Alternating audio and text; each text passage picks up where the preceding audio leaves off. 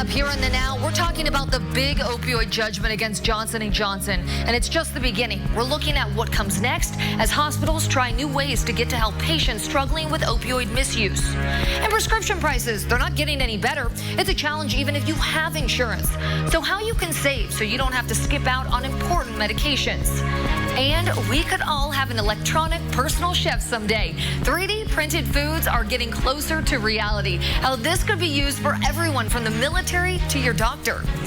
Thank you, Annie. I'm Amanda Starrentino, and this is the Now Indy on RTV6. The governor is explaining his call for schools to not be negatively impacted by iLearn exam scores. Test scores from the new exams will be released September 4th, and they are expected to be low. There was a learning curve as the state moved from iStep to iLearn last year. Governor Holcomb says the scores should not affect teacher evaluations and pay, which are tied to scores. We asked Holcomb today, and he calls the move from iStep to iLearn a transition period. We want to make sure that we get this right so that students are at peace knowing what they're going into. Teachers, educators, administrators know that there is some long-term planning ahead. And this, I hope, is exactly that. The iLearn is that step in the right direction. The Indiana Senate and House would have to act early next year to make that happen, and it seems like they will. Both leaders of each chamber released statements saying they agree with Holcomb's request. Now, the first 6 of 13 new affordable homes will soon be under construction near downtown Indianapolis. The homes are funded through the Lift Indy program. Crews are building the houses in the Old South Side neighborhood, which include Iowa Street, South Delaware Street, South Meridian Street, and Talbot Street. Lift Indy partners with neighborhoods in need to funding to solidify growth and development. The resurgence of the Old South Side's already started. But the Lift Indy program, administered by INHP, is going to be a real pick-me-up. So many great things are happening. You've got, in the distance, I'm looking at Lucas Oil Stadium. I'm looking at downtown Indianapolis. You can walk to work if you live here. So I think, but this will be another kickstart to help.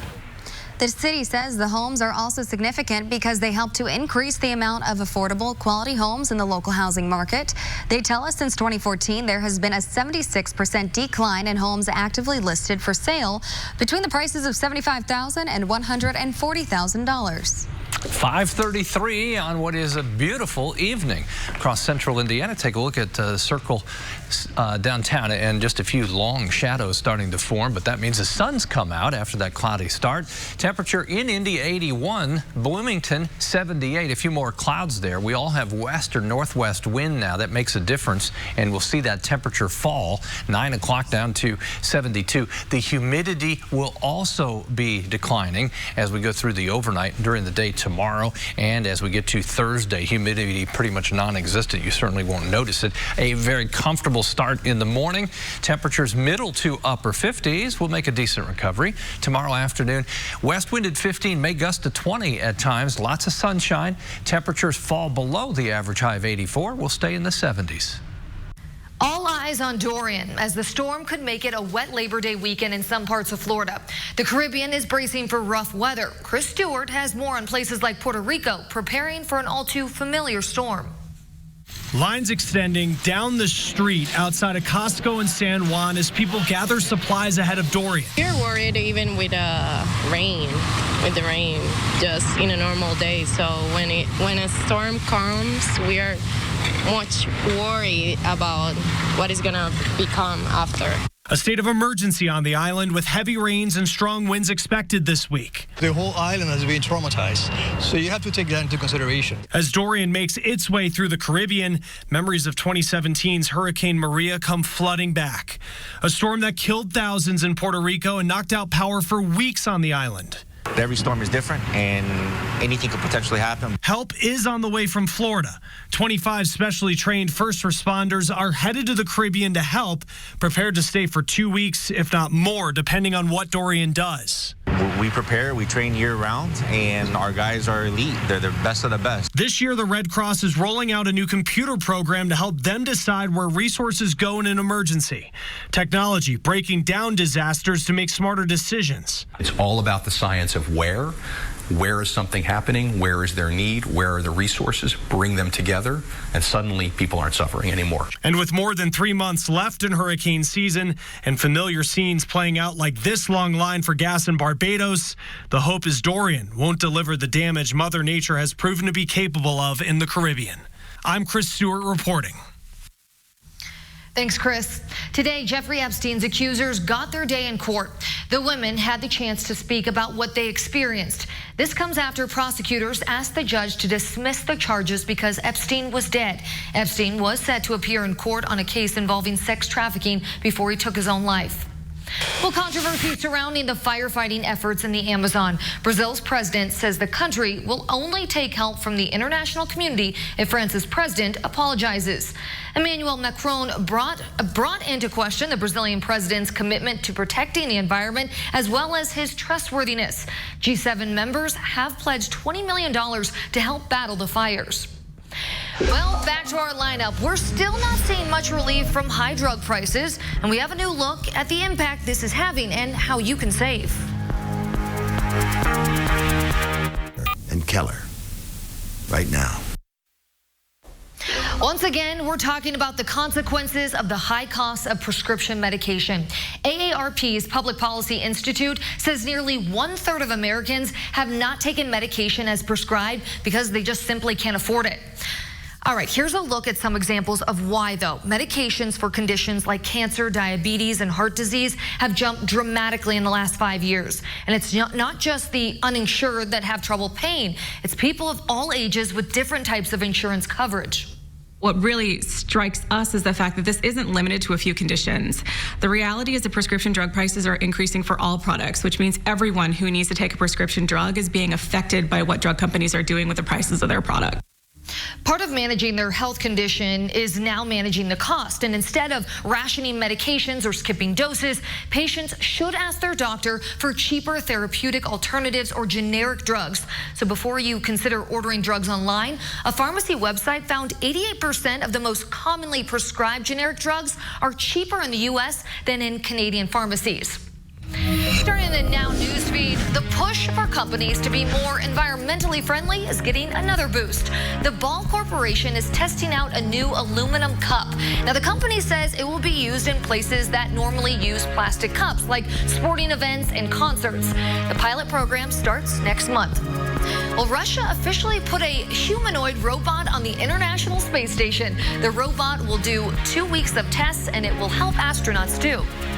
And Mattel rolling out 2 new dolls to honor 2 historic female figures. Rosa Parks and Sally Ride now have their own Barbies. They come with authentic clothing and accessories. Now, the dolls have information about the women's accomplishments too. Well, ahead in our lineup, there's hope we could finally be making progress on opioids, with Johnson & Johnson being told to pay up for its role in the crisis.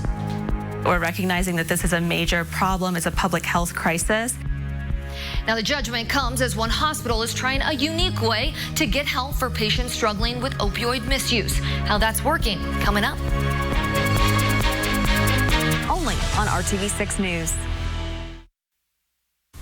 Some people see the landmark decision out of Oklahoma as a turning point in the nation's fight against opioids. A judge is ordering drug maker Johnson & Johnson to pay over $500 million for its role in the crisis. Chris Welch introduces us to an ER doctor who hopes their unique program, combined with court battles against drug companies, might finally help fix the crisis. Nationally, this is a huge epidemic. It's estimated that over 130 people die every single day from an opioid overdose. And even for those who recognize they may have a problem, it can take months to get help and a prescription for the medication they might need. And this is where we'll do our initial assessment and monitoring. Dr. Ashley Curry is an emergency psychiatrist and part of the team of doctors at Denver Health's Treatment on Demand program. We recognized that there was really a gap in when people were ready to start treatment and how quickly they could access that treatment. So we were trying to fill that gap. Their solution: same-day treatment. Day or night, 24/7, our emergency room is open, and people can come in and start on medication-assisted treatment. Over 300 patients so far have used the hospital's emergency department for treatment, and about 70% of those have continued with clinic follow-ups. Dr. Curry hopes that yesterday's verdict against drug maker Johnson & Johnson means the tide might finally be turning. That verdict really helps to represent the collective consciousness about how problematic opioid use disorder has become for our country, recognizing that this is a major problem, it's a public health crisis. Reporting in Denver, I'm Chris Welch. Thanks, Chris. Well, heart disease still claims more lives than any other condition. 2 decades of progress in reducing those numbers appears to be leveling off. New stats show deaths from heart disease, stroke, and diabetes have dropped from 1999 to 2017. Now, the total number of diabetes and hypertension-related deaths is increasing. Now, there continues to be a racial disparity of more African Americans dying from these diseases. And we're learning more about a potential cause of type 2 diabetes and obesity. Brown fat uses sugar and fat from the blood to generate heat in the body. New research at Rutgers discovered more about how brown fat works. They say a protein controls how fast brown fat filters certain amino acids from the blood. Too many of those acids have been linked to diabetes and obesity. Now, we talked to a surgeon about how complex brown fat and obesity is. But it really changes the equation and some of the understanding of what happens to calories when it goes in. The pharmaceutical companies, of course, are saying, well, gee, how can I turn the brown fat on? Because if I could turn the brown fat on, now I can burn up some calories, In certain people, genes only account for 25% of developing obesity. In others, it can be as high as 70 to 80%. Ted Kyle of Obesity Action Coalition says what's around us has an impact. Our genes haven't changed, but what has changed is the environment that we live in that triggers obesity. So the major part of the reason why so many more people have obesity is the interaction of their genes with the obesity. And the people who don't have obesity now are the people who have inherited genes that make them resistant to this condition. Environmental factors like being sleep deprived, how our food supply has changed, and having less active lives all play a role. Thanks, Annie. The family of a Central Indiana veteran who was killed in action during Vietnam finally received the proper honor for their loved one. Today, United States Senator Mike Braun presented the family of late veteran William A. Harder of Knightstown with a Silver Star. The Silver Star is the 3rd highest military decoration for valor. Harder earned the award for displaying courageous behavior in Vietnam. Back in 1968, Harder's family received many awards on his behalf, including a Bronze Star. But Harder actually earned a Silver Star, which has finally been recognized. And today, Governor Holcomb presented Dr. George Rapp with the state's highest honor, the Sachem Award. Dr. Rapp is an orthopedic surgeon. He spent a majority of his 35-year career as chief of orthopedic surgery in the orthopedic residency program at St. Vincent Hospital. During a ceremony at the Indiana State Museum, Holcomb called Rapp a medical pioneer, champion of education, and a lifelong supporter of the arts. I wasn't for sure who they were talking about, but I was very honored to be selected for this award because it's so rare, and there's so many people could deserve to win this award. There are a lot of people in Indiana that are wonderful people. Well, the Sachem is given out each year to recognize a lifetime of excellence and moral virtue that has brought honor to Indiana. Congratulations to him. Yeah, congratulations, Dr. Rapp. I had hip surgery not that long ago, so I'm one of the many Hoosiers that have benefited from orthopedic surgery. All right, showers, thunderstorms off to the south and east. The sunshine is starting to appear and take over and will dominate for a while. Thunderstorms are along the cold front. The big impact for us, obviously, it's changed the wind direction and brought about drier conditions. And as skies clears tonight, we'll see these temperatures dip into the 50s, not just for tonight, but there's some chilly mornings ahead. I don't know, chilly might be exaggerating, but 56, that'll get your attention. And a dry stretch as we go into the weekend. Pick your number here. There all comfortable as the clouds that we have hanging out at about 5,000 feet will slowly fade away tonight. Then we just stare at the thermometer and decide how cool it will get in the morning. But just about everywhere, the upper 50s to, in some cases, almost the mid 50s to start your Wednesday. Through the day tomorrow, watch the temperatures climb. By noon, 74, 77 the afternoon high. When you factor in a wind, that'll be 15 to 20 miles per hour. It will feel a little cooler than that, but at least we've got sunshine that goes with that throughout the day. Anywhere in central Indiana, temperatures miss the mark as far as 84 being the average high temperature this time of year. Thursday morning, temperatures recover quickly again from the 50s. We'll be at 75 at noon. Afternoon high temperature of 80. We'll show you the 4-day forecast, which gets us into the Labor Day weekend coming up. We've seen some amazing advances with 3D printers that's changing people's lives for the better. From printing homes in a matter of days to less expensive and more durable prosthetics, even artificial organs, bones, and body parts are being printed, some even used in surgery. Well, a 3D printer could be our next kitchen gadget. Columbia University engineering students are experimenting with using a 3D printer. It combines different ingredients and cartridges and then cooks it with lasers. They even made a mini pizza. We're just buying things off the shelf at your local grocery store, and the only step we're doing to make it printable is we're blending it, or we're putting it in a form that's softer and that's easier to flow on a machine. They've cooked several foods, everything from cream cheese to vegetables, even salmon and chicken. The idea is to use the software in the printer to better customize nutrition, making it healthier. Printer can kind of learn from your tendencies too. It can kind of understand, your eating habits when you eat during the day. It can kind of become like a personal chef, like the personal chef that everybody wants at the click of a button. The 3D printing food concept has gotten interest from the military for soldiers in the field. NASA is also exploring using the technology in space, and there's ideas of even using it in medical settings. Doctors give you a recipe file with medications in it instead of taking pills. Right now, they're trying to figure out how to do it faster.